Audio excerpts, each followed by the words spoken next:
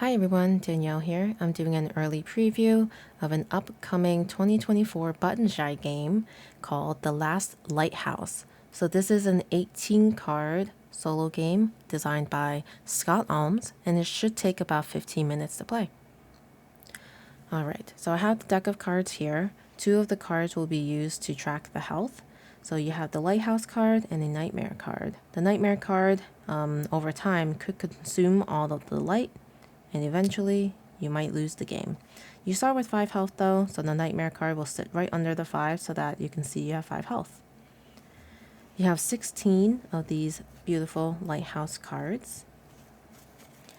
I'm going to draw 4 face up. 1, 2, 3, 4. And you'll notice there are 2 ends to these. This side, if it's right side up, is your Nightmare card side. And you could really appreciate the art in this one. It's very creepy and I really like it. And then the other side will be your Trap card, where this will be readable right side up. But when you draw these 4 cards, they will go into this row of Nightmare cards with the Nightmare side on top. Then you'll draw from the same deck 5 cards into your hand. 1, 2, 3, 4, 5. Place this deck somewhere reachable, and then you'll make sure you orient the cards so that the 5 cards have the traps on top. So let me explain a little bit about the cards. So we'll look at the traps first. The traps will have a health value based on the number of icons that you'll see in the middle here. And then there's going to be some ranges on the left and the right. So 0 range and 2 range. During your turn, you'll have you have 2 actions to choose from. One action is to play a trap card. And when you play a trap card, you put it directly into the Nightmare row. And the second action you can do is use a trap card to defeat a Nightmare. So that's when these ranges really come into play, and how you strategize and where you place your trap card when you play them. So for example, say I did play this trap card.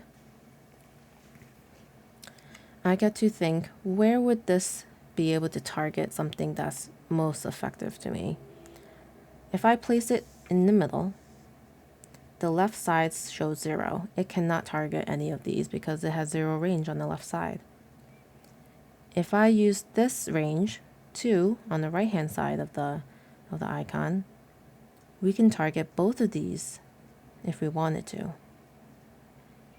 But keep in mind, a trap card, when I decide to use the action to defeat a Nightmare after it's placed, a trap card only does 1 damage. So I won't be able to fully defeat these cards just by placing this trap card down.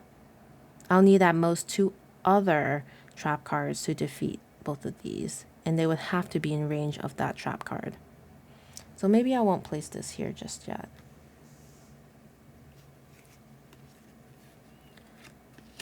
So if we looked at this card, this has a range of 2 and 2. If I place this here, this could potentially target this Nightmare, because it's within range of 2. And it could also target these 2 Nightmares, because it is also within a range of 2 to the right of the card. And then when I place it, there is a when placed ability, and it says this trap deals 2 damage points this turn. So what's cool about this card is if I were to use this trap, and as a second action I decide to use it to defeat Nightmares, this trap will deal 2 damage instead of the 1 damage that a trap normally does to a Nightmare.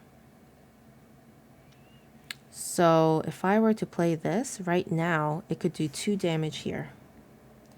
So say my first action was placing this trap. My second and last action of the turn will be to defeat this Nightmare. This has 2 skulls, so that means it only requires 2 damage to defeat it. So we'll go ahead and defeat this Nightmare using this trap. And it has a when defeated ability. Remove 1 trap from either side of this Nightmare the player chooses. Unfortunately, I only have 1 trap, so I had to remove it. Alright, so it's removed from the game. After you defeat a Nightmare, it goes into your hand. but of course it would go into your hand with the trap side up. You move everything to the left to close the gaps. The next step, after you've completed your 2 turns, your 2 actions in your turn, you'll draw a card to add a nightmare. Alright, it has a when placed effect. Move 2 spaces to the left. So it's going to move 2 spaces. 1, 2. Okay, so now I can take my turn with the cards in my hand. So 2 actions. So I could decide to do any combination of them. So I could place 2 trap cards if I wanted to, or defeat 2 nightmares if I could, or do one of each. Place a nightmare, place a trap, or defeat a nightmare. So in this case, these are all pretty powerful. I'm not sure if this will be helpful, but it might be best to play this card because it does have a when placed effect that says the nightmares do not attack this turn, but 1 is still added. So I think this is a safe bet for me. I'm going to place it right here. And I'll play another trap card as my second action. And I'll do this. And I'm going to place this here. Okay.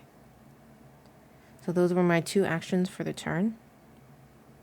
I add another nightmare. So this is actually a card that is removed from the game, so I'll remove it.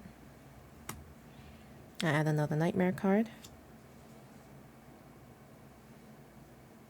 And then I skipped, I get to skip nightmares attacking me.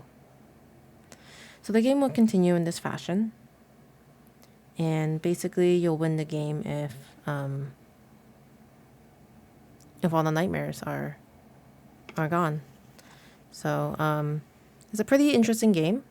I think you definitely have to manage your hand very, very well. And I really enjoyed the art. I did, you know, I think it's very, very simple. I think it's definitely would take about 15 minutes to play a good game of this.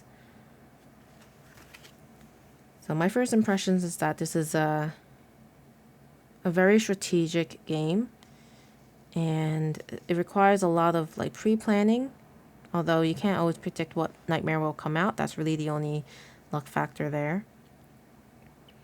And if you run out of cards in your hand, like if you start the round with no cards in your hand, the Lighthouse ends up taking a damage, so you'll just do that. And then the more damage you take, the closer you are to the Lighthouse losing its light. Well, that's all I had for this preview of The Last Lighthouse, a solo game by Scott Almes.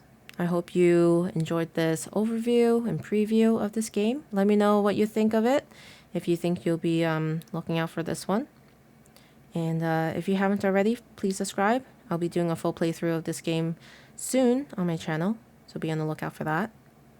And yeah, I just want to also thank Buttonshy for sending me this preview copy of The Last Lighthouse. It's always appreciated. And as always, I appreciate you guys watching. Thanks. Bye.